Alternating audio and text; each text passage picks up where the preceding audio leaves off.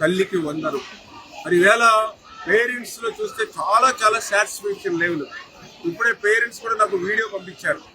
ఆ video parents పంపించిన video చూస్తే మరి గతంలో జగన్మోహన్ రెడ్డి గారు పాదయాత్రలో, అదేవిధంగా జగన్మోహన్ రెడ్డి గారు సతీమణి భారతిరెడ్డి గారు ఇంటింటికి వెళ్ళి వాడకి వెళ్ళి చెప్పారు. ఆ వీడియోలో చాలా క్లియర్గా ఇప్పుడు కూడా మీరు విన్నారు.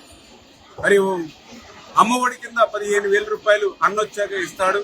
ఒక బిడ్డని బడికి పంపితే 15,000 రూపాయలు, 2 బిడ్డల్ని బడికి పంపితే 30,000 రూపాయలని ఆ రోజు మరి భారతిరెడ్డి గారు స్వయంగా ఇంటింటికి చెప్పినటువంటి పరిస్థితి.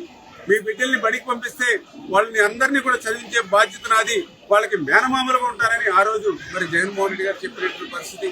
కానీ అధికారంలోకి వచ్చాక మాట తప్పి మడమ తిప్పి ఒక బిడ్డకే 13,000 రూపాయలు చేతిలో పెట్టాడని ఇలా ఆ తల్లిదండ్రులు ఇప్పుడు మన వేదిక ముందుగానే వీళ్ళ తల్లిదండ్రులు చెప్పినటువంటి పరిస్థితి. కానీ ఈరోజు ఈ ప్రభుత్వం మాట ఇచ్చినట్లుగా ఎంతమంది పిల్లలు ఉంటే అంతమంది.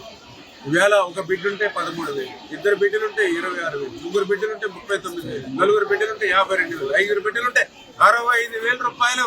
ఈవేళ 13,000 రూపాయలు బిడ్డల అకౌంట్కి, 2,000 రూపాయలు స్కూల్ అకౌంట్కి ఈవేళ అందజేస్తూ ఉన్నామని అంటే మాట ఇస్తే మాట నిలుపుకున్న ప్రభుత్వం. ఎందుకు ఈ తల్లికి వందనం అంటే 2 కారణాలు. ఒకటి, ఆ బిడ్డల చదువు ఆ తల్లిదండ్రులకి భారం కాకూడదనేది ఒకటి.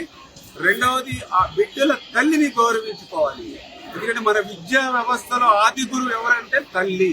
అటువంటి తల్లిని గౌరవించుకోవాలి, మాతృమూర్తిని గౌరవించుకోవాలి అనేటువంటి ఆలోచనతోటే ఈ తల్లికి వందనం కూడా ఇట్లా తీసుకుంటూ వచ్చాం. నిజంగా ఈరోజు చాలా సంతృప్తి.